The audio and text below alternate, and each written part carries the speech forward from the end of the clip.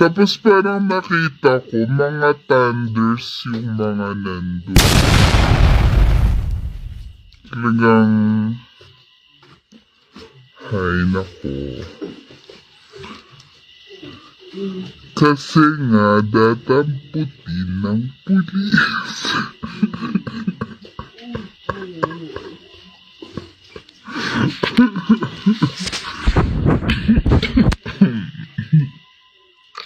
Kaya nga, sayang yung effort kong pumunta.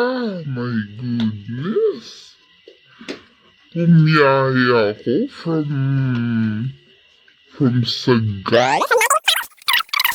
Ako ng dapat middle na ng event.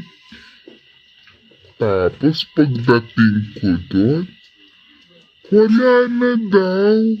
Pinalayas. Oh my God, talaga. I cannot this, influencer.